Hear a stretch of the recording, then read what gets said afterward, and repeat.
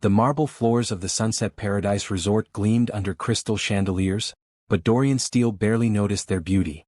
His jaw clenched as he stared at the hotel manager, whose nervous smile couldn't hide the sweat beading on his forehead. The man's hands shook slightly as he shuffled through paperwork, clearly aware that he was about to deliver news that would make headlines in business magazines worldwide. "Mr. Steele, I understand your frustration," the manager stammered, his accent thick with anxiety. "But unfortunately, there was a system error with our booking platform. Your suite has been accidentally double-booked." Dorian Steele's gray eyes narrowed.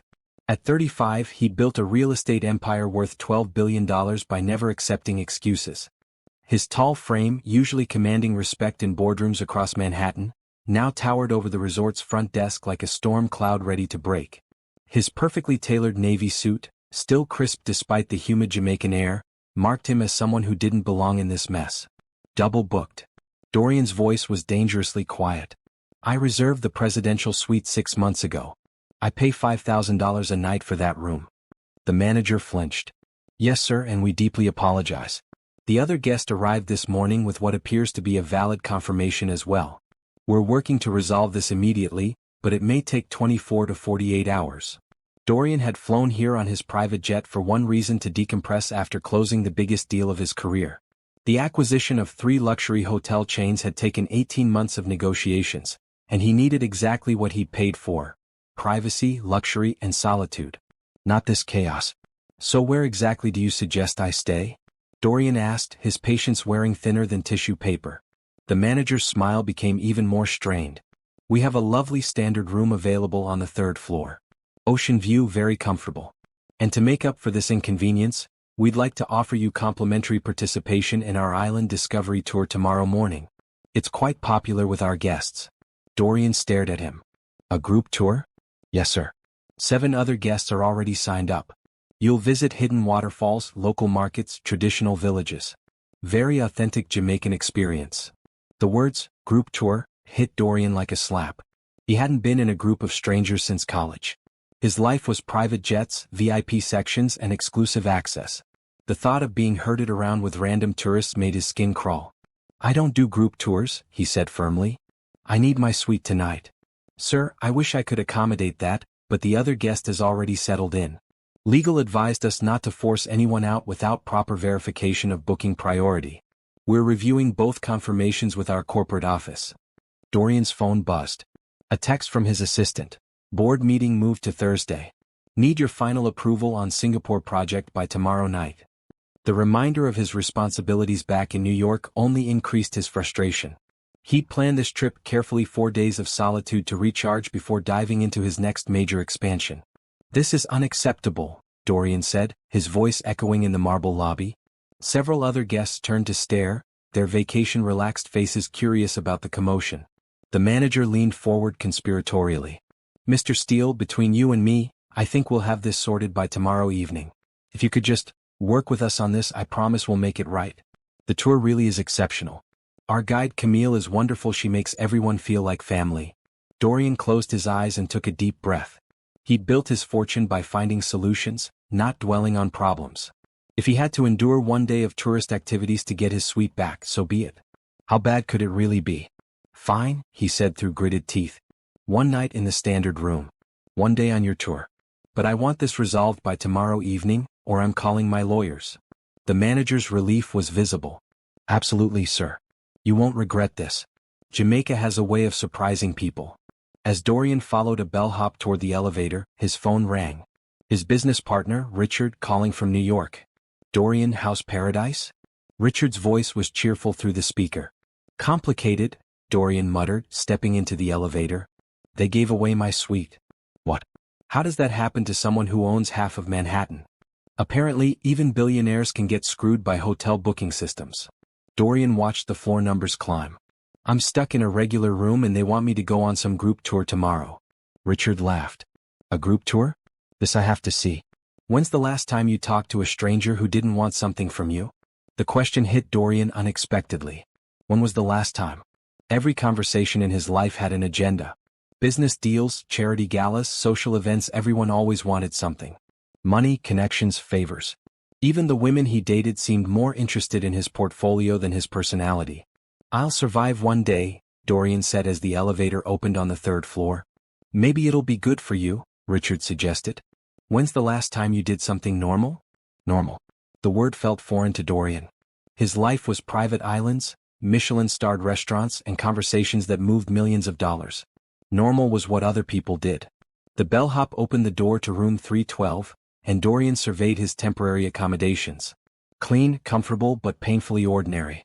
The ocean view was nice, but the room was maybe 400 square feet compared to his usual 3,000 square foot suite. The bed looked adequate, and there was a small balcony with 2 plastic chairs. After tipping the bellhop, Dorian stood alone in the modest room and felt something he rarely experienced: uncertainty. His phone buzzed with another message from his assistant, then an email about the Singapore project, then a text about his mother's charity gala next month. The constant stream of obligations felt heavier here, away from his usual environment. He walked onto the balcony and looked out at the Caribbean Sea. The water was impossibly blue, and the sound of waves hitting the shore was surprisingly soothing. Maybe Richard was right. Maybe one day of being anonymous wouldn't kill him. As he unpacked his single suitcase, Dorian found himself wondering about tomorrow's tour. Who were the other 7 guests? What was this guide Camille like? When was the last time he'd spent time with people who had no idea who he was? The thought was both terrifying and oddly appealing. For tomorrow at least he wouldn't be Dorian Steele, billionaire real estate mogul. He'd just be another tourist seeing Jamaica for the first time. His phone rang again, another business call, but for the first time in years, Dorian let it go to voicemail. Tomorrow would bring whatever it brought. Tonight he just wanted to listen to the waves and remember what silence felt like. The lobby clock showed 8:47 a.m. when Dorian descended from his ordinary room, already regretting his decision to join the group tour. He'd spent the night fielding calls from his assistant about the Singapore project and reviewing contracts on his laptop.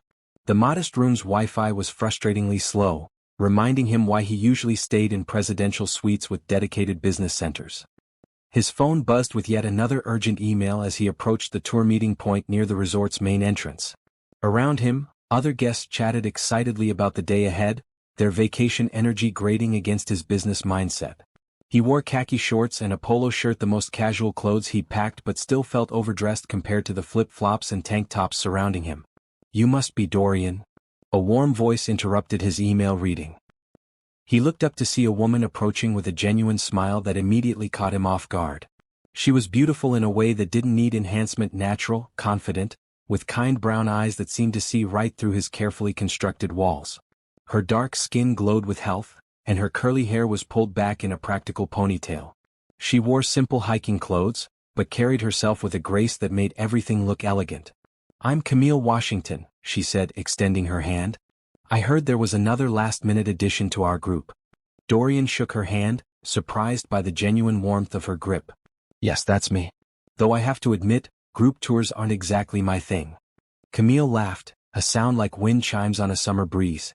"Mine either, usually. But sometimes the best experiences come from doing things that scare us a little." There was something in her tone that suggested personal experience with that philosophy. Dorian found himself curious about her story, which was unusual. He rarely cared about strangers' backgrounds beyond what might be useful for business. "So you're not from Jamaica?" he asked.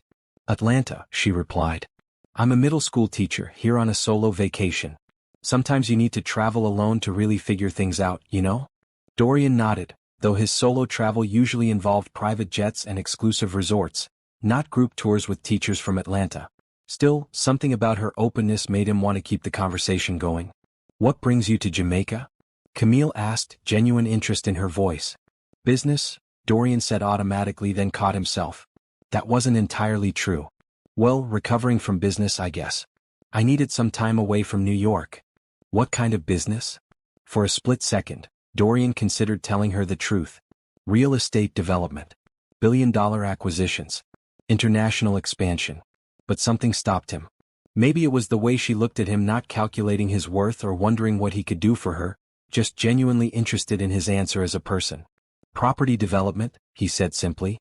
It wasn't a lie, just incomplete. "That sounds interesting. Do you enjoy it?" The question surprised him. Most people asked about success, money, or deals. No one ever asked if he enjoyed his work. Did he? He'd been so focused on growth and acquisition that he'd stopped thinking about satisfaction years ago. "It's complicated," he said finally. Before Camille could respond, their tour guide appeared, an energetic Jamaican woman named Patrice, who immediately began gathering the group. There were 8 tourists total. Dorian and Camille, an elderly couple from Canada, 2 college friends from California, and a young family with a 10-year-old daughter. "Welcome, everyone, to your authentic Jamaica adventure," Patrice announced with infectious enthusiasm. "Today we'll explore parts of our island that most tourists never see. Hidden waterfalls, traditional markets, and if we're lucky, maybe some traditional cooking with my grandmother." The group climbed into a colorful van that had definitely seen better days. Dorian found himself sitting next to Camille, their shoulders occasionally touching as the van navigated Jamaica's winding roads. Her presence was surprisingly calming, a stark contrast to the high-energy networking events that usually filled his social calendar. "So what made you choose teaching?" Dorian asked as they drove through lush green hills dotted with small villages. Camille was quiet for a moment, looking out the window at children walking to school in crisp uniforms. "I wanted to make a difference in kids' lives." "Sounds idealistic, I know, but I grew up with some amazing teachers who believed in me when I didn't believe in myself." "That doesn't sound idealistic. It sounds important." She turned to look at him, something shifting in her expression. "Most people think teaching is just a backup plan, or something you do until you find a real career." "Most people are idiots," Dorian said without thinking, then caught himself. "I mean, education shapes everything. Without good teachers, none of the rest of it matters." Camille smiled, and Dorian felt something warm spread through his chest. When was the last time he'd made someone smile just by being honest? "What about you?" she asked. "Do you like property development?" Dorian considered the question seriously. "I'm good at it. I'm successful at it. But do I like it?" He paused, surprised by his own honesty. "I used to. Now it feels more like momentum than passion." "That sounds lonely," Camille said softly. The observation hit him like a physical blow. Lonely. Yes, that was exactly what it was. Despite being surrounded by employees, business partners, and social acquaintances, Dorian couldn't remember the last time he'd had a real conversation with someone who cared about his actual thoughts and feelings. "What about you?" he asked, deflecting. "Are you traveling alone by choice?" Camille's smile flickered for just a moment. "Sometimes you need space to figure out what you really want from life." There was a story there, Dorian could tell, but he didn't push. The van pulled over at their first stop, a roadside fruit stand that Patrice explained was family-owned for 3 generations. As the group explored exotic fruits and chatted with the vendors, Dorian found himself standing back, observing. Camille moved through the experience differently than he did. Where he typically calculated costs and efficiency, she engaged with genuine curiosity. She asked the fruit vendor about his family, listened to stories about traditional farming methods, and laughed when the man's granddaughter taught her a few words in patois. "Try this." Camille appeared beside him, offering a piece of some tropical fruit he didn't recognize. "Don't think about it, just taste it." Dorian bit into the fruit, surprised by its sweetness and complex flavor. "What is it?" "Soursop. Amazing, right?" The vendor said his grandmother used to make tea from the leaves for healing. "It's good," Dorian admitted. When was the last time he tried a new food without first researching its nutritional content and market value? As they returned to the van, Camille asked, "Are you always this careful?" "What do you mean?" "You watch before you participate. You think before you react. It's not bad, just careful." Dorian considered this. Careful keeps you from making mistakes. It also keeps you from being surprised, Camille pointed out. Sometimes the best things in life come from the unexpected. As their van wound deeper into Jamaica's interior toward the hidden waterfalls, Dorian found himself thinking about surprises. His life was meticulously planned, carefully controlled, designed to minimize risk and maximize results. But sitting next to this teacher from Atlanta, listening to her laugh at their tour guide stories, he wondered what he might be missing in all that careful planning. His phone buzzed with another urgent message from his assistant. But for the first time in years, Dorian ignored it completely. Whatever crisis needed his attention could wait. Today he was just another tourist on a van ride through paradise, sitting next to a woman who made him remember what genuine human connection felt like. The sound of rushing water grew louder as their group hiked deeper into Jamaica's lush interior. Dorian's expensive hiking shoes, hastily purchased at the resort gift shop that morning, squelched through mud that would have horrified his usual designer footwear standards. But watching Camille navigate the trail ahead of him, her easy confidence with the terrain, made him care less about his appearance than he had in years. "Almost there." Patrice called from the front of the group. "Just around this bend, you'll see why this place is special." The narrow trail opened into a breathtaking clearing where a 30-foot waterfall cascaded into a crystal-clear pool surrounded by tropical vegetation. The other tourists immediately began taking photos, but Dorian found himself simply staring. In his travels to luxury destinations worldwide, he'd never seen anything quite this untouched and beautiful. Worth the muddy shoes? Camille asked, appearing beside him with that same genuine smile that kept catching him off guard. Definitely, he replied and meant it. Patrice gathered the group at the water's edge. This waterfall has been sacred to local families for generations. The water is perfect for swimming, and there's a legend that if you make a wish under the falls, the spirits of the forest will hear you. The college friends and the family with the young daughter were already stripping down to swimwear they'd worn under their hiking clothes. Dorian realized he hadn't thought that far ahead, another sign of how different this experience was from his usual meticulously planned activities. "I didn't bring a suit," he admitted to Camille. "Neither did I," she said. "But look around. This place is magical. Sometimes you have to be spontaneous." Before Dorian could ask what she meant, Camille pulled off her hiking boots and socks, rolled up her pants and waded into the shallow edge of the pool. The other adults followed suit, laughing as the cool water surprised them. Dorian hesitated. In his world, spontaneity was dangerous. Unplanned decisions led to missed opportunities, poor investments and public relations disasters. But watching Camille's face light up as she splashed in the clear water, he made an impulsive choice. He pulled off his own shoes and socks, rolled up his khakis and stepped into the pool. The water was surprisingly refreshing, and the feeling of smooth stones under his feet was somehow grounding in a way he hadn't expected. "See," Camille said, wading over to him. "The world didn't end." "Not yet," Dorian replied, but he was smiling. As the other tourists explored different parts of the pool, Dorian and Camille found themselves standing in a quieter corner where the waterfall's mist created tiny rainbows in the afternoon sunlight. "Can I ask you something?" Camille said, her voice more serious than it had been all day. "Sure. What made you decide to travel alone? You seem like someone who usually has a lot of people around." The observation was perceptive, and Dorian found himself wanting to give her an honest answer. "I realized I was surrounded by people but still felt isolated.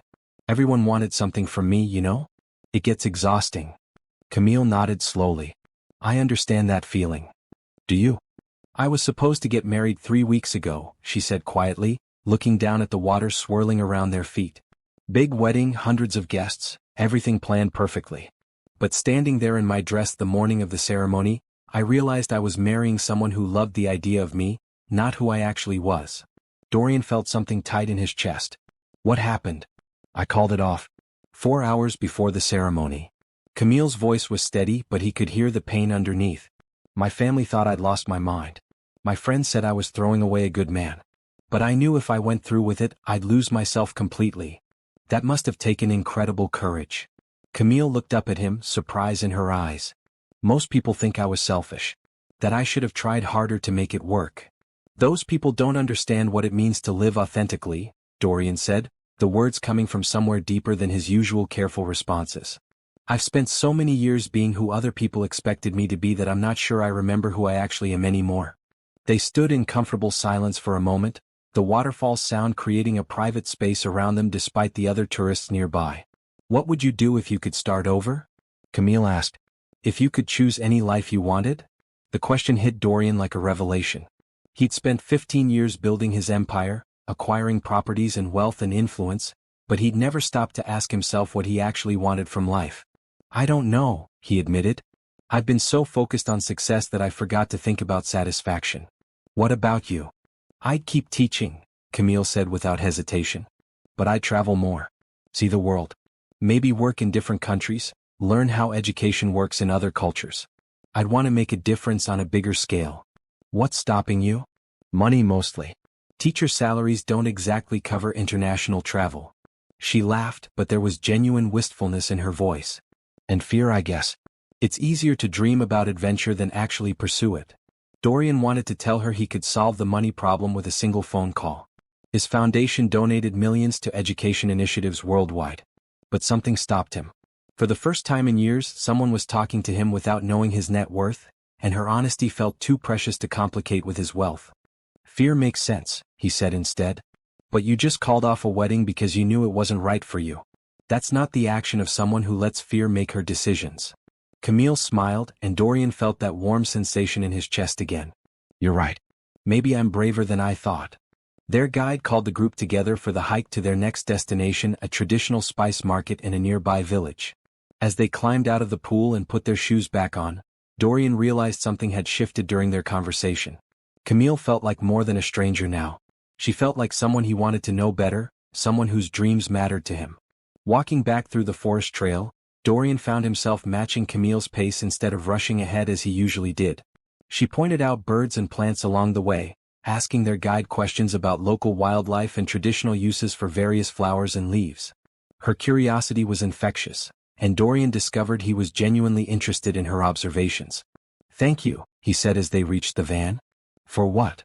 "For asking me what I'd do if I could start over. No one's ever asked me that before." "Really? That surprises me. Why?" "You seem like someone who thinks deeply about things. I assumed people would be curious about your thoughts." Dorian almost laughed. People were curious about his money, his connections, his business strategies. But his actual thoughts? His dreams and fears and genuine desires? No one had asked about those in years. As they climbed back into the van for the drive to the spice market, Dorian's phone buzzed with another urgent message from his assistant. Singapore project. Board meeting.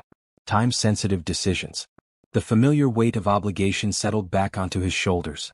But then Camille pointed out the window at a small school where children were playing soccer in their uniforms, and her delighted laughter made him remember the feeling of standing under that waterfall, making wishes to forest spirits and believing, for just a moment, that maybe those wishes could come true.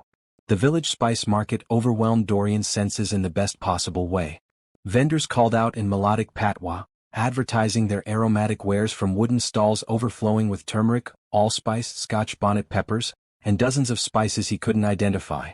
The air itself seemed flavored with cinnamon and nutmeg, while vibrant colors painted everything from curry powder pyramids to hand-woven baskets filled with dried herbs. "First time in a real Jamaican market?" Camille asked, watching his slightly overwhelmed expression with amusement. "First time in any market like this," Dorian admitted. His usual grocery shopping involved personal assistance and high-end organic delivery services. The sensory intensity of this place, sounds, smells, people calling out and bargaining, was completely foreign to his controlled environment back home. Patrice led them to a spice vendor whose stall looked like it had been there for decades. An elderly woman with kind eyes and intricate braids smiled at their group, her weathered hands moving expertly among jars and bags of aromatic treasures. "Miss Pearl makes the best curry powder on the island," Patrice announced. "She's been blending spices for 40 years, learned from her grandmother." Miss Pearl began demonstrating her spice blending process, explaining how different combinations created unique flavors for various dishes. She invited each tourist to smell different spices and guess their uses, turning the experience into an engaging game. When she handed Dorian a small bag of ground allspice to smell, the warm, complex aroma transported him instantly to childhood memories of his grandmother's holiday baking, one of the few purely happy memories from his youth before boarding schools and business pressures took over. "That's called pimento in Jamaica," Miss Pearl explained. "Good for everything: meat, desserts, even tea for healing." "My grandmother used something like this in her Christmas cookies," Dorian said, surprising himself by sharing the personal memory. "Your grandmother sounds like a wise woman," Miss Pearl replied with a knowing smile. "Food connects us to our past, helps us remember who we are." Camille was examining a collection of medicinal herbs at the other end of Miss Pearl's stall, asking detailed questions about traditional healing practices. Her genuine interest in the cultural knowledge impressed the vendor, who began sharing stories about her grandmother's healing work in the village. "You have a curious mind," Miss Pearl told Camille. "That's a gift. Too many people today want quick answers instead of deep understanding." "I'm a teacher," Camille explained. "I love learning about how different cultures approach education and wisdom sharing." "Teaching is sacred work," the elderly woman replied. "You plant seeds in young minds, never knowing which ones will grow into mighty trees." Dorian watched this exchange with growing admiration for Camille's ability to connect authentically with people. In his business world, conversations had objectives and measurable outcomes. But Camille seemed genuinely interested in understanding Miss Pearl's perspective, not getting something from her. As other tourists browsed the market, Dorian found himself drawn to a display of handmade crafts at the next stall. The vendor, a middle-aged man named Winston, carved intricate wooden bowls and decorative pieces from local trees. "This wood comes from Blue Mountain coffee trees," Winston explained, holding up a smooth bowl that seemed to glow with inner warmth. When the trees get old and stop producing coffee, we give them new life as art. It's beautiful, Camille said, joining them. She ran her fingers along the bowl's smooth curves, appreciating its craftsmanship. How long did this take to make? 3 weeks, Winston replied. But really, it took 60 years, the tree's whole life plus my 30 years learning to carve. Everything here has a long story. Dorian was about to ask about the price when his phone rang loudly, disrupting the peaceful market atmosphere. His assistant's name flashed on the screen with that urgent ringtone he'd assigned to business calls. "Excuse me," he said apologetically, stepping away from the group. "I have to take this." "Mr. Steele," his assistant's voice was tense. "The Singapore investors are getting nervous about the delayed response.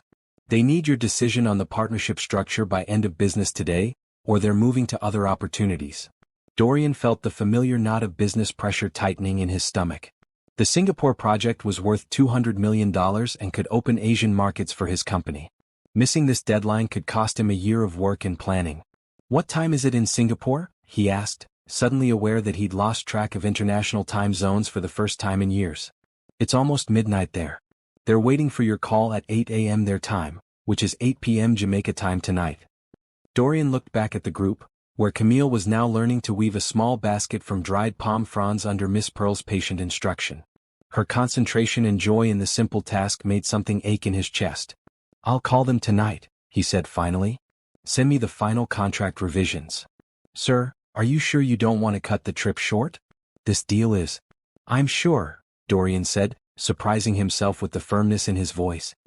"Tonight will be fine." He ended the call and returned to find Camille proudly holding up a lopsided but charming small basket she'd woven. "Look what I made," she said with the same excitement he'd seen in children showing off their artwork. "Miss Pearl says it'll get better with practice, but I'm pretty proud of my first attempt." "It's perfect," Dorian said, and meant it. Not because the basket was technically perfect, but because the joy on Camille's face as she held her handmade creation was the most beautiful thing he'd seen in months. "Everything okay with your call?" she asked, noting something in his expression. "Just business. Nothing that can't wait until tonight." It was the first time in his adult life that Dorian had voluntarily delayed a major business decision for personal reasons. The realization should have worried him, but instead he felt oddly liberated. "Want to try weaving one?" Camille offered, holding up extra palm fronds. "I'm not very good with my hands," Dorian admitted. His talents lay in vision and strategy, not manual creation. "Neither was I 20 minutes ago," Camille laughed. "Miss Pearl says the secret is patience and not trying to control every strand. Some things just have to find their own way." As Dorian sat cross-legged beside the spice vendor's stall, awkwardly attempting to weave dried palm fronds into something resembling a basket, he realized Camille's words applied to more than basket making. Maybe some things in life, the important things, couldn't be forced or strategically planned. Maybe they had to be allowed to find their own way. His phone buzzed with another urgent message, but this time, Dorian didn't even look at it. For the first time in 15 years, something felt more important than business. Someone felt more important than another deal. The basket he was weaving looked terrible compared to Camille's, but sitting there in the aromatic chaos of a Jamaican spice market, laughing at his clumsy fingers while this remarkable woman encouraged his efforts, Dorian felt something he'd almost forgotten existed: simple, uncomplicated happiness. The day's heat had given way to the gentle warmth of evening as their tour group returned to the resort. Dorian's mind was already shifting toward his 8 p.m. call with Singapore investors, but as the van pulled up to the resort entrance, Camille touched his arm lightly. "Want to grab dinner together?" she asked. "I noticed they have a beachside restaurant that looks pretty casual." Dorian's first instinct was to decline. He had contracts to review, international calls to make, and emails that had been piling up all day. But looking at Camille's hopeful expression, he heard himself saying, "I'd like that. Give me an hour to handle some work calls?" "Perfect. I want to shower off all this hiking dust anyway." As they parted ways in the lobby, Dorian felt an unfamiliar sensation, anticipation that had nothing to do with business profit margins or acquisition targets. When was the last time he'd looked forward to dinner with someone just for the pleasure of their company? In his modest room, Dorian tried to focus on the Singapore contracts, but his attention kept drifting to the window where palm trees swayed in the ocean breeze. The view from his usual presidential suites was impressive but sterile. This room's simple balcony felt more connected to the actual place he was visiting. His phone rang at exactly 8 p.m. 3 Singapore investors spoke with him via conference call, their voices crisp and professional through the international connection. "Mr. Steele, we've reviewed the revised partnership structure," the lead investor said. "We're prepared to move forward, but we need confirmation tonight. The Jakarta Group is also interested and timing is critical." Dorian listened to their terms, his mind automatically calculating profit margins and market potential. It was a good deal, great actually. The kind of expansion opportunity he'd been working toward for 2 years. But as he looked out at the moonlight reflecting on the Caribbean Sea, something felt different about this negotiation. "The terms are acceptable," he said finally. "I'll have my legal team send final documents tomorrow." After ending the call, Dorian sat quietly for a moment. He'd just committed to a deal worth hundreds of millions of dollars, but instead of the usual adrenaline rush of closing a major transaction, he felt empty. When had success started feeling so hollow? A soft knock on his door interrupted his thoughts. "Room service," a voice called. Dorian opened the door to find Camille standing there with a hotel tray containing 2 plates of food and a bottle of wine. "I took the liberty of ordering for both of us," she said with a mischievous smile. "I figured you might be too busy with work to make it to dinner, so I brought dinner to you." The gesture was so unexpected and thoughtful that Dorian found himself speechless for a moment. "You didn't have to do that. I wanted to. Besides, I was curious about how the other half lives." She peered past him into his modest room and laughed. "Though this isn't exactly what I expected for someone in property development." "It's a long story," Dorian said, stepping aside to let her in. "Something about booking errors and hotel management incompetence." Camille set the tray on his small balcony table. "Well, their loss is my gain. I get to have dinner with ocean views and good company." They settled into the plastic balcony chairs as Camille uncovered plates of jerked chicken, rice and peas, and fried plantains. The food smelled incredible, and Dorian realized he hadn't eaten anything substantial since the fruit at the market that morning. "This is amazing," he said after the first bite. "Where did you learn to order authentic Jamaican food?" "I asked the kitchen staff what they actually eat, not what they serve tourists," Camille replied. "Amazing what you learn when you talk to people like human beings instead of service providers." The observation stung because it was accurate. Dorian typically interacted with hotel staff through requests and complaints, not conversations. He'd never thought to ask what they recommended or what they enjoyed themselves. "So how did your business call go?" Camille asked, pouring wine into plastic cups she'd somehow acquired. "Fine. Good actually. Just closed a major deal." He took a sip of wine, surprised by its quality. "What about you? How does a middle school teacher afford a solo vacation to Jamaica?" Camille was quiet for a moment, looking out at the waves. "I used the money I'd saved for my honeymoon. My ex-fiancée and I were supposed to go to Europe together. When I called off the wedding, I decided I still deserved a vacation, just differently than planned. Europe to Jamaica is quite a change. I wanted somewhere that felt alive and authentic instead of polished and perfect. I needed to remember that life doesn't have to be picture perfect to be beautiful." Dorian considered this as he watched her face in the moonlight. Everything about Camille seemed genuine in a way he'd forgotten was possible. Her joy in simple pleasures, her interest in other people's stories, her willingness to change course when something wasn't working, it all felt like a different way of living than anything he'd known. "Can I ask you something personal?" Camille said. "Sure. You seem really successful but also really lonely. Do you have close friends? Family you talk to regularly?" The question hit deeper than Dorian expected. "I have business associates. Acquaintances. People I see at events." He paused. "I can't remember the last time I had a conversation like this one." "Like what?" "Where someone asked how I felt about something instead of what I thought about a deal or a strategy." Camille reached across the small table and touched his hand briefly. "That sounds exhausting."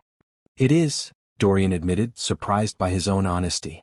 "I've been successful by most measures, but sitting here with you, I realize I've been living a very narrow life. It's not too late to change that. Isn't it? I'm 35. I have responsibilities, obligations. Thousands of people depend on my decisions for their jobs." "I'm not saying abandon everything," Camille said gently. "But maybe there's room for both. Success and connection. Achievement and joy." They ate in comfortable silence for a while, listening to waves lap against the shore and palm fronds rustling in the breeze. Dorian couldn't remember the last time he'd felt this peaceful, this present in a moment instead of mentally planning the next day's agenda. "What's your favorite part of teaching?" he asked. Camille's face lit up. "The moment when a kid who's been struggling suddenly understands something. Last month I had a student named Tyler who hated reading. Said it was boring and pointless.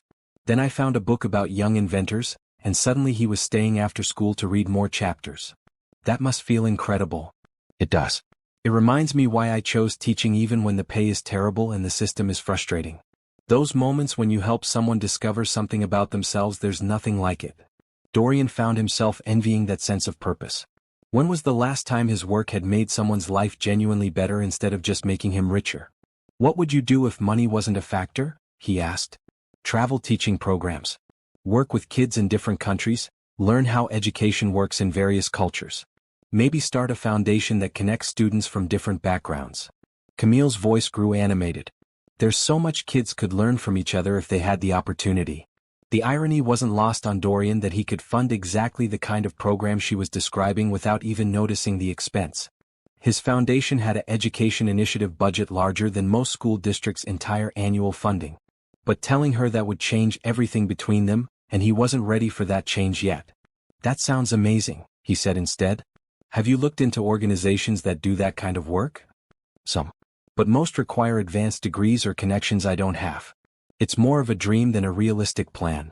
Dorian made a mental note to research international education nonprofits when he returned to New York. Maybe there was a way to help without revealing his identity, at least for now. As the evening grew later, their conversation meandered through childhood memories, travel dreams, favorite books, and philosophical questions about success and happiness. Dorian found himself sharing stories he hadn't thought about in years: summer trips with his grandmother before she died, his college roommate who became a teacher in rural Montana, the moment he realized business school was teaching him to see people as resources instead of individuals. You have a good heart, Camille said as they finished the wine. Don't let success bury it completely. What makes you think it's buried? The way you light up when you talk about your grandmother or when you ask about my students.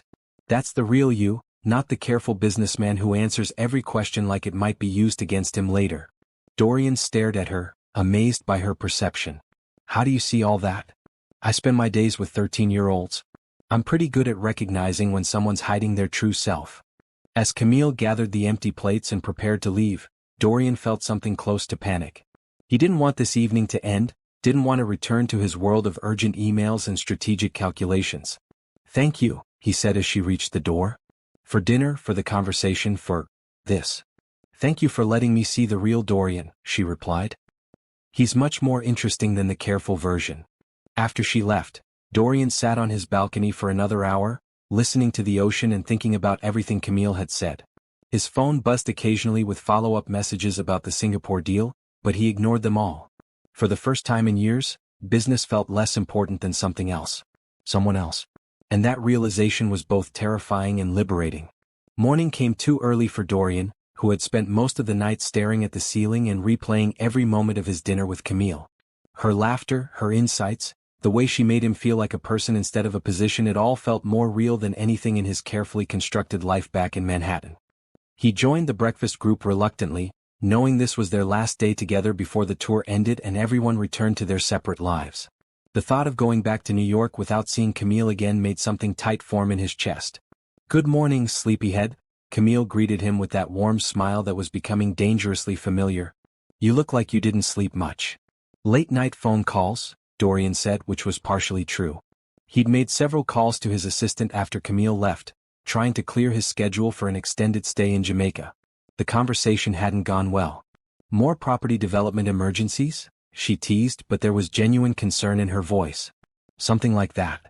They joined the rest of the group for their final tour activity, a visit to a local school where they would help with a reading program for underprivileged children. As their van wound through a residential area noticeably different from the resort district, Dorian saw Jamaica as it really was for most people: modest homes, kids walking to school in carefully maintained uniforms, families making the best of limited resources. The school we're visiting serves about 300 children, Patrice explained. Many of the families struggle financially, but education is a top priority.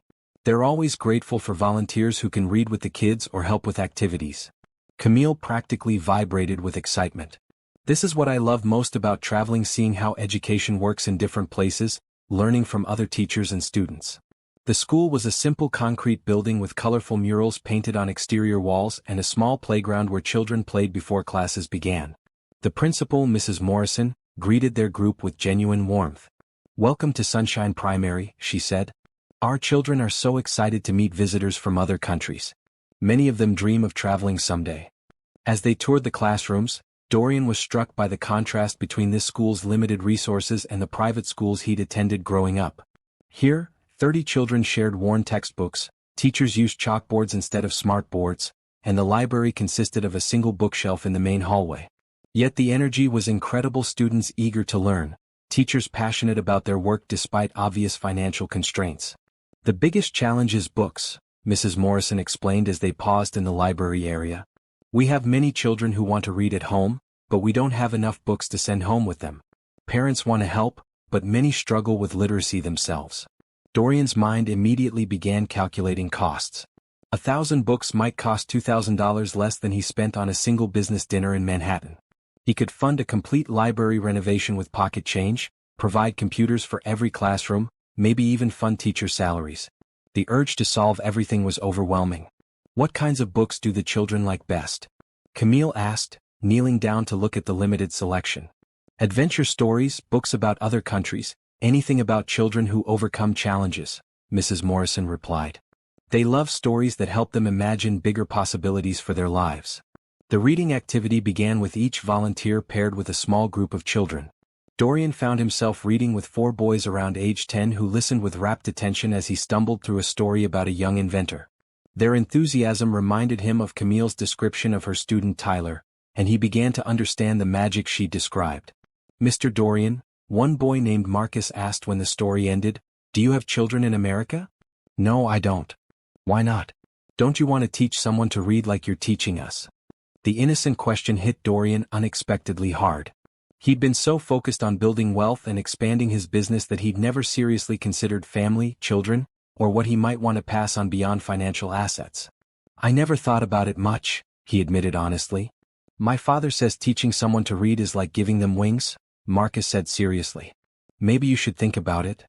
Across the room, Camille was surrounded by a group of girls who hung on her every word as she read them a story about a young girl who became a scientist.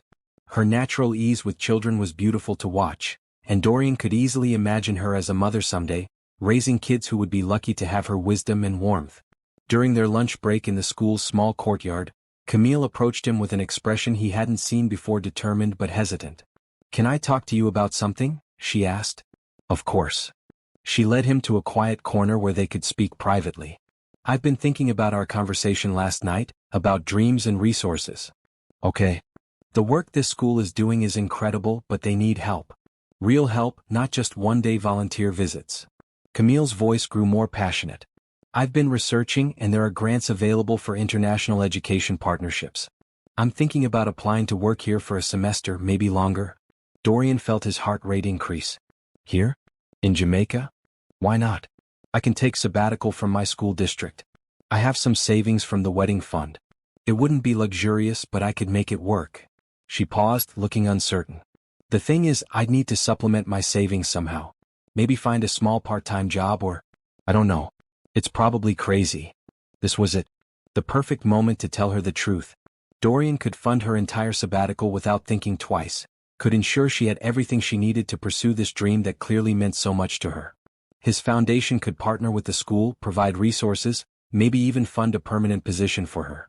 "It's not crazy," he said carefully. "But what about your life in Atlanta? Your job, your family?" "My job will be there when I get back. My family..." Camille shrugged. "They're still angry about the wedding. Some space might be good for all of us. And this feels important, you know? Like something I'm supposed to do." Dorian looked at her earnest face, imagining how her life could change if she knew what he could offer. But he also imagined how her expression might change when she learned he'd been lying to her about who he was. "What about funding?" he asked. "You mentioned grants, but those can be competitive." "I know it's a long shot," Camille admitted, "but I have to try. Even if I can only afford to stay for a few months, it would be worth it." Dorian's phone buzzed with a text from his assistant. "Singapore contracts signed. Board meeting moved to tomorrow. Need you back ASAP for Peterson acquisition." The business world was calling him back to reality, reminding him of obligations and opportunities that required his attention. But looking at Camille's hopeful face as she described her dreams of making a difference in these children's lives, Those obligations felt less important than they ever had before. "I think you should do it," he said finally. "Apply for the grants, make the plan. Follow your instincts." "Really? You don't think I'm being impulsive?" "I think you're being brave. And I think those kids would be lucky to have you." Camille's smile could have powered the entire school. "Thank you. It means a lot to hear you say that."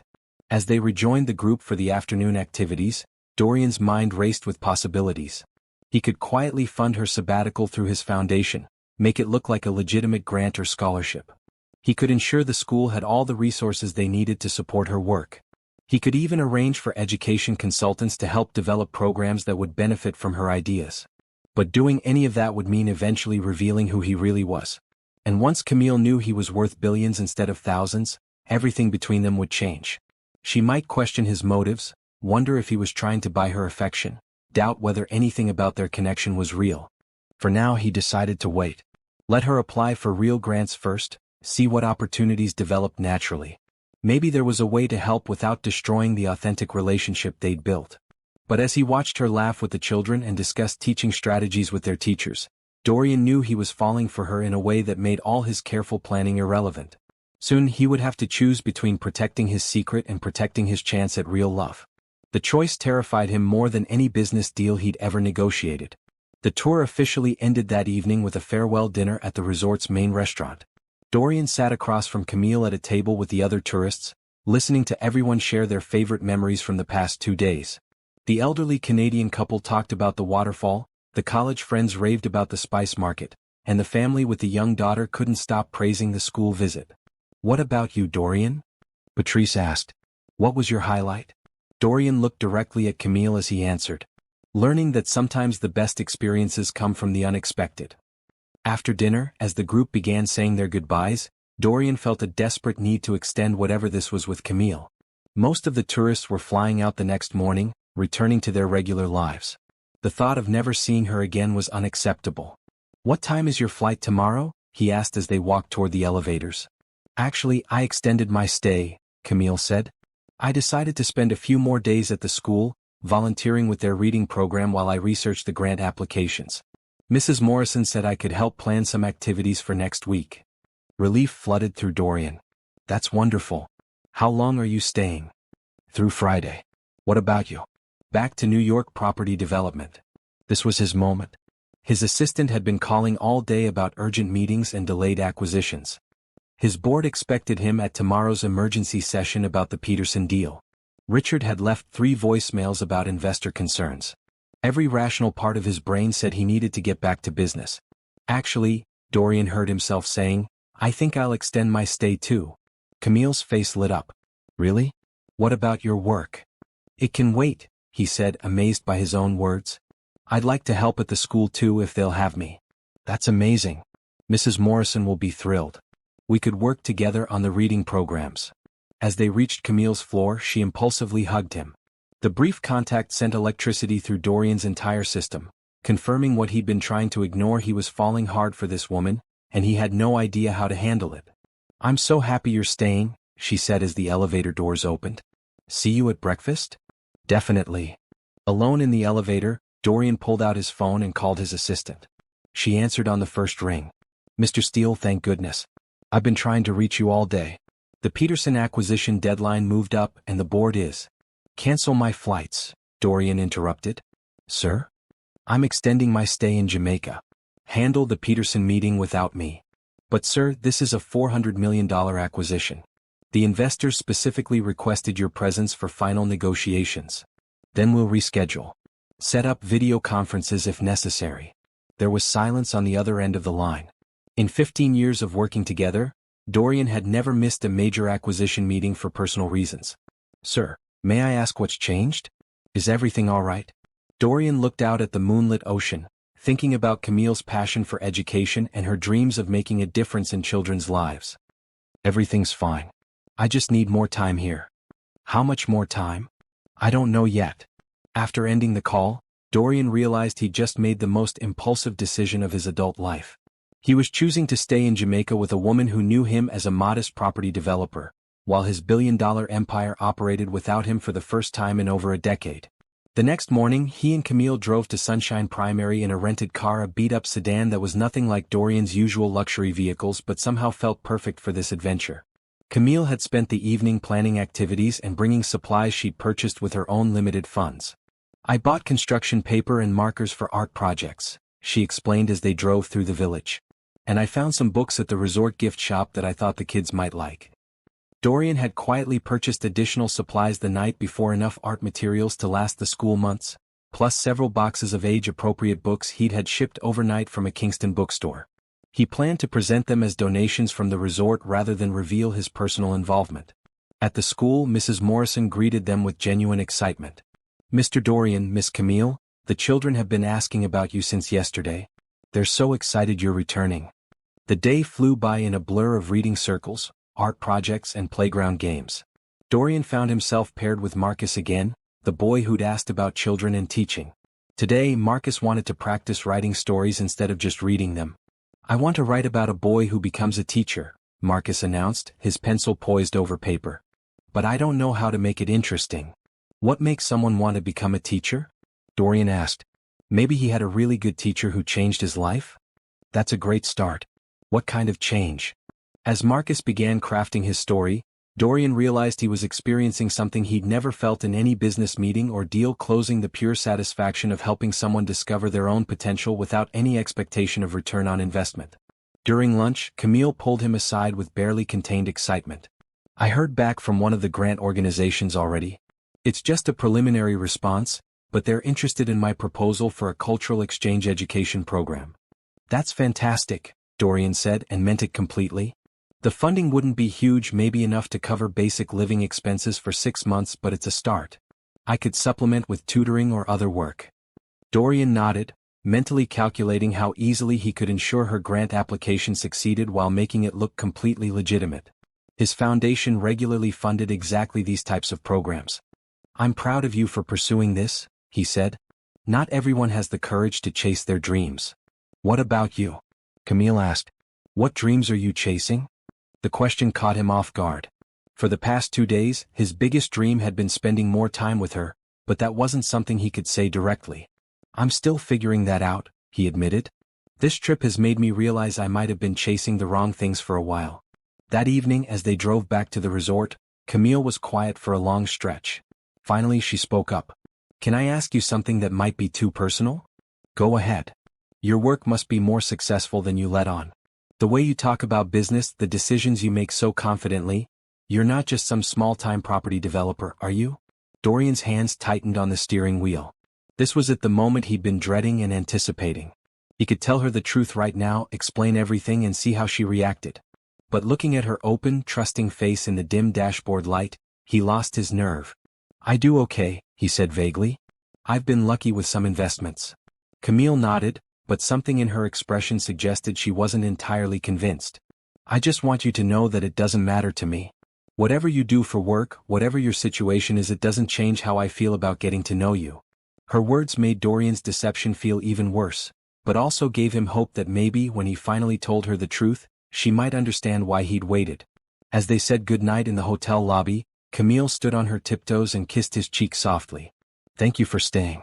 These have been some of the best days I've had in a long time." Watching her walk toward the elevator, Dorian knew he was in deeper than he'd ever intended to be. He was falling in love with a woman who thought she knew him, while hiding the biggest part of his identity. Soon he would have to choose between his deception and his heart. And for the first time in his life, his heart was winning. 3 more days passed in what felt like a perfect bubble. Dorian and Camille fell into an easy routine: mornings at the school working with children, afternoons exploring different parts of Jamaica, evenings talking for hours about everything and nothing. With each passing day, Dorian felt himself falling deeper in love, and with each passing moment, his deception felt more impossible to maintain.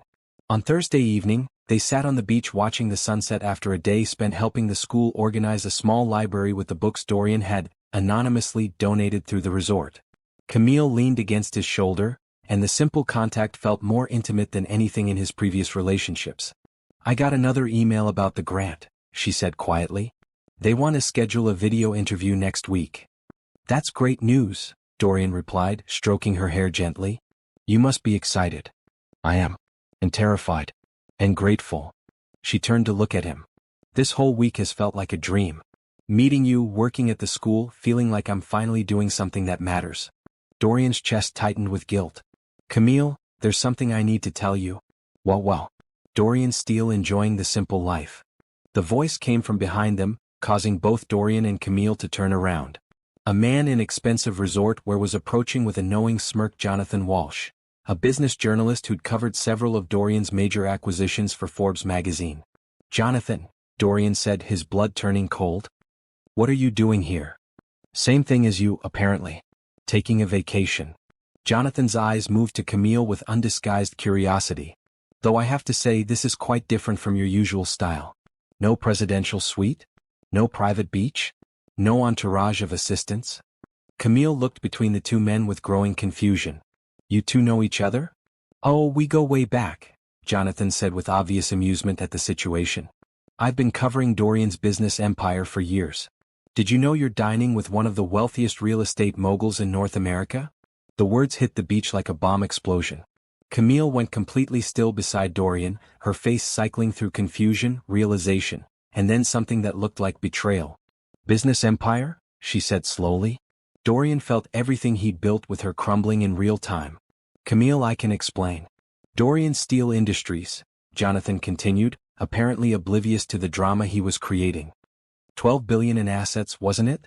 That Singapore deal last week alone was worth what, 200 million? Camille stood up abruptly, sand falling from her dress. 12 billion.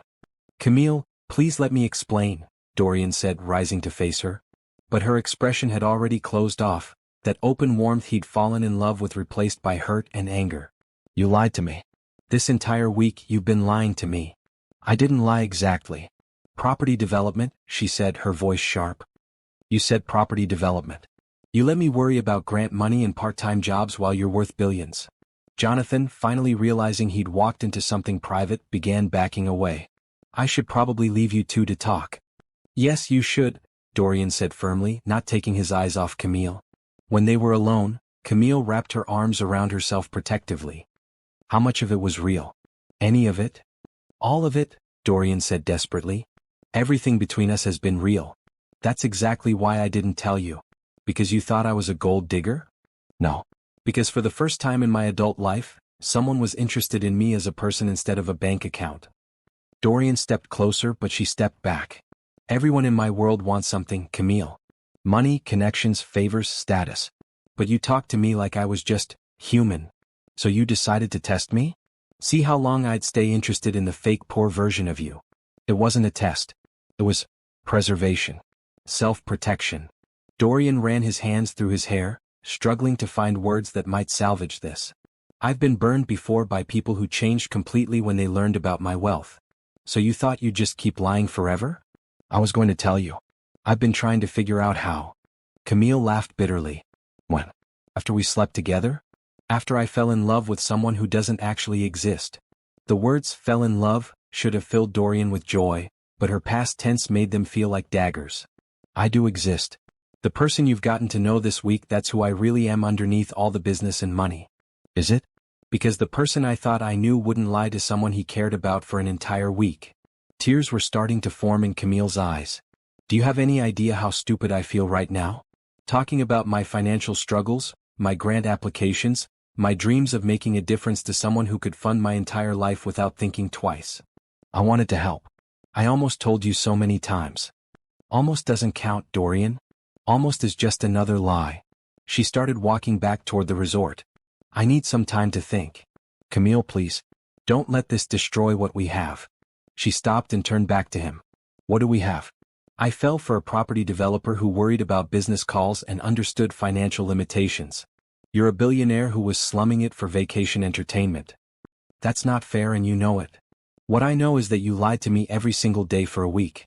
You watched me stress about money, talk about my modest dreams, worry about funding my goals, and you said nothing. Her voice broke slightly. I trusted you. I told you things I haven't told anyone. And the whole time, you were keeping this massive secret. Dorian felt desperate, watching everything good slip away from him. I love you. The words hung in the air between them. Camille's expression softened for just a moment before hardening again. How can I believe that? How can I believe anything you say now? She shook her head. I need space to figure out what's real and what was just you playing a role. Everything was real. My feelings, our conversations, the way you make me feel, all of it. But built on a lie. Camille's voice was tired now, defeated. I'm going back to Atlanta tomorrow. I need to get away from all this. What about the grant? The school? I'll apply from home. Figure out a way to make it work without complications. She meant without him, and they both knew it. As Camille walked away, leaving Dorian alone on the beach, he realized he'd made the worst business decision of his life. He'd calculated that hiding his wealth would protect his chance at real love, but instead, his deception had destroyed it. For the first time since building his empire, Dorian understood that some things couldn't be fixed with money or strategy. Trust, once broken, couldn't be acquired or purchased. And love, real love, required the one thing his wealth had never taught him how to give: complete honesty. Standing alone on the beach where they'd shared their first sunset, Dorian felt poorer than he'd ever felt in his life. Dorian didn't sleep that night. He paced his modest hotel room, made dozens of calls he immediately canceled, and drafted countless texts to Camille that he never sent. By morning, his assistant had called 6 times about various crises requiring his immediate attention, but for the first time in his career, billion-dollar problems felt less important than the woman who was probably packing to leave Jamaica forever. At 7 a.m. he couldn't wait any longer. He knocked on Camille's door, but there was no answer. Racing down to the lobby, he found the desk clerk checking guests out. The woman in room 418, did she check out already? Miss Washington? No, sir, but she requested an early taxi to the airport. Should be here in about 20 minutes. Dorian's heart pounded. 20 minutes to fix the biggest mistake of his life. He found Camille sitting in the lobby with her suitcase, looking exhausted and sad. She'd clearly been crying, which made Dorian's chest ache with guilt. Please don't go, he said, sitting beside her despite her obvious reluctance. Give me a chance to explain properly. What's left to explain, Dorian? You're rich, I'm not, and you lied about it. Pretty simple. It's not about rich or poor. It's about real or fake. Dorian turned to face her fully. Every relationship I've had since college has been transactional. Women who dated my net worth, not me. Business associates who saw dollar signs instead of a person. Even friendships that dissolved when people realized I could solve their problems with money. Camille listened but didn't respond, her expression still guarded. When I met you, something incredible happened, Dorian continued. You looked at me and saw a person worth talking to, not a bank account worth accessing. You challenged my thoughts, shared your dreams, made me laugh. For the first time in 15 years, I felt like myself instead of my reputation. So you decided to lie to protect that feeling? I decided to protect us. What we were building felt too precious to risk. Dorian's voice grew more urgent as he heard a car pulling up outside, probably her taxi. I know how this sounds, but I was falling in love with you, and I was terrified that telling you about my wealth would change everything. It would have been honest. You're right. And I should have trusted you with the truth. Dorian reached for her hands, relieved when she didn't pull away immediately. But Camille, everything you fell for was real. My feelings for you, my admiration for your work, my respect for your dreams, none of that was an act. How can I know that? How can I trust my own judgment when I was so completely wrong about who you are? A taxi pulled up outside and the driver looked toward the lobby. Camille glanced at it, then back at Dorian. I love you, he said desperately. Not the idea of you, not the fantasy you. Your passion for teaching, your kindness to those children, your courage in calling off a wedding that wasn't right.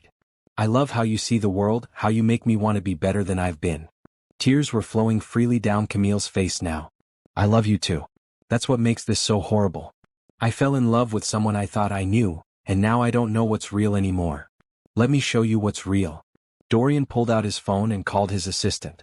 Sarah, I need you to do something immediately. Transfer $5 million from my personal account to Sunshine Primary School in Jamaica. Make it anonymous, just a donation from a private foundation. Camille stared at him. What are you doing? Showing you my priorities. He continued, speaking to his assistant. Also, research that cultural exchange education grant Camille Washington applied for.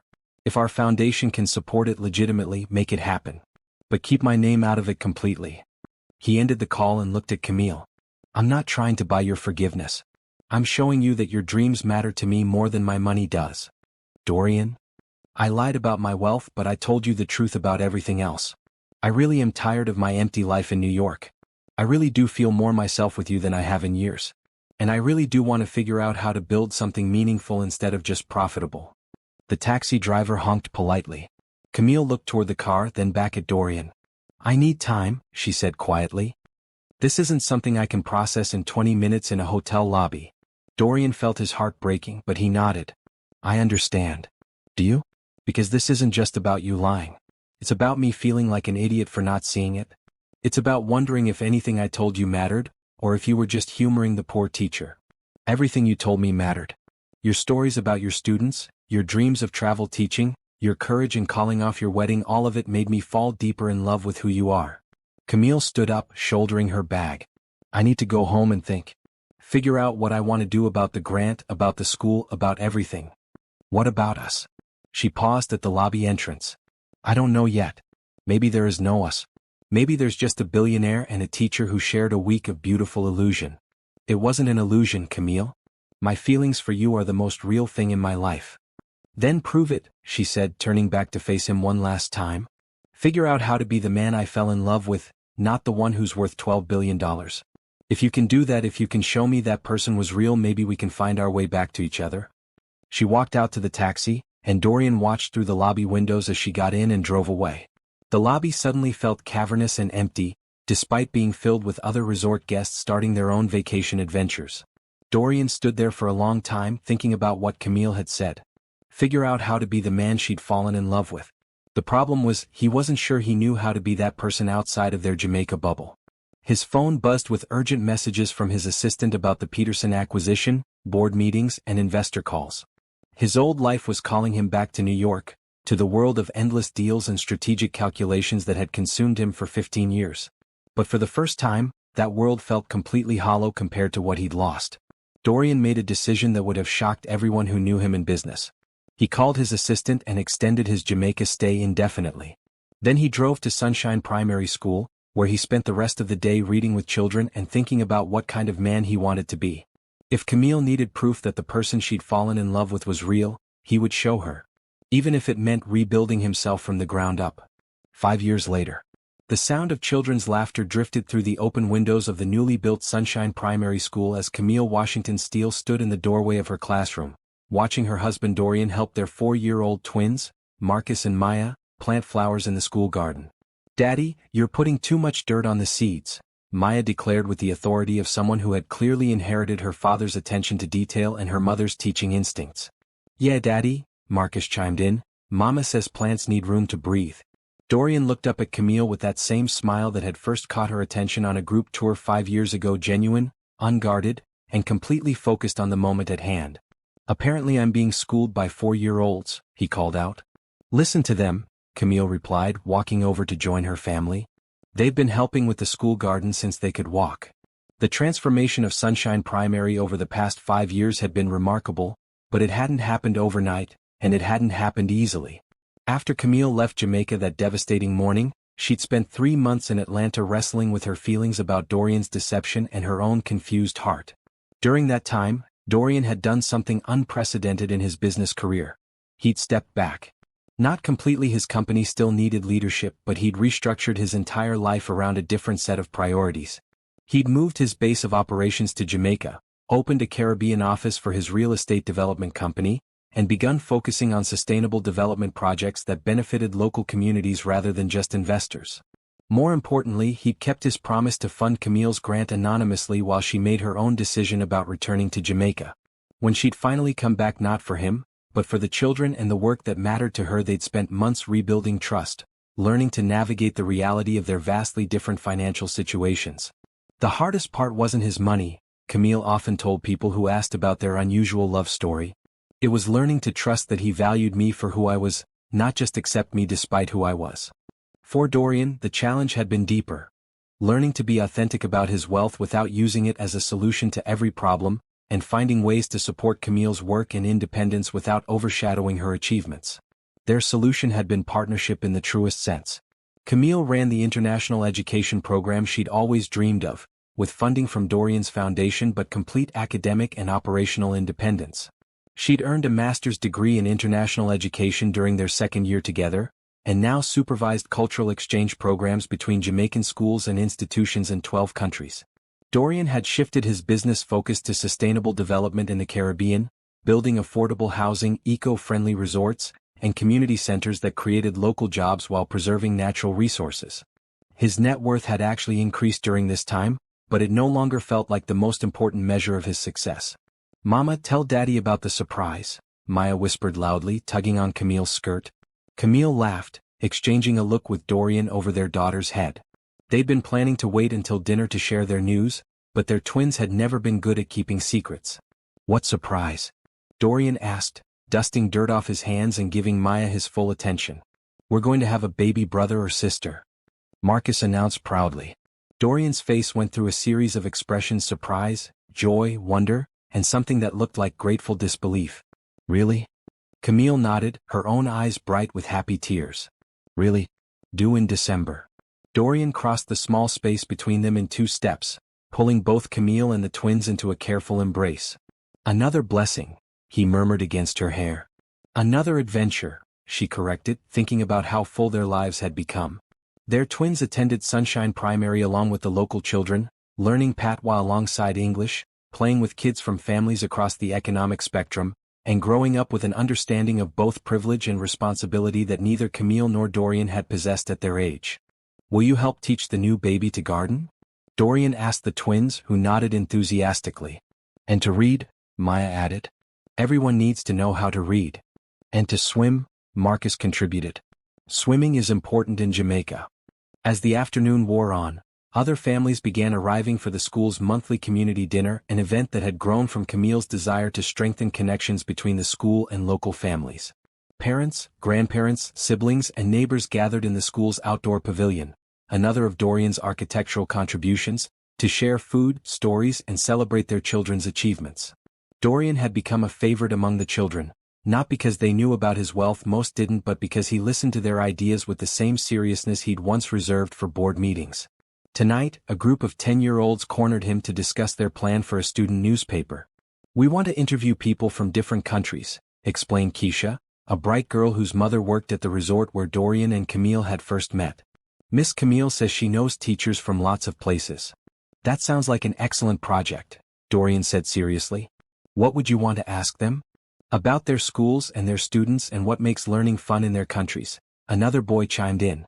Watching her husband engage with these children, really listen to their ideas and offer thoughtful questions in return, Camille felt the same warmth she'd experienced on their first day together.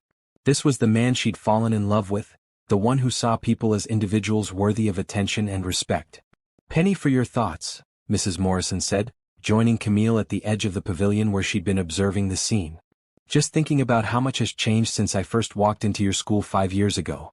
"Everything and nothing," the principal replied wisely. "You're still the same woman who cared more about the children's dreams than her own comfort. He's still the man who was willing to extend his vacation to read with our students. The love was always there, you both just had to learn to trust it." As the evening wound down and families began heading home, Dorian and Camille walked their twins back to their house, a modest but comfortable home they'd built on a hillside overlooking both the school and the ocean. It was large enough for their growing family but designed to fit into the landscape rather than dominate it. "Happy?" Dorian asked as they tucked the twins into bed. "Completely," Camille replied, and meant it in a way she'd never experienced before meeting him.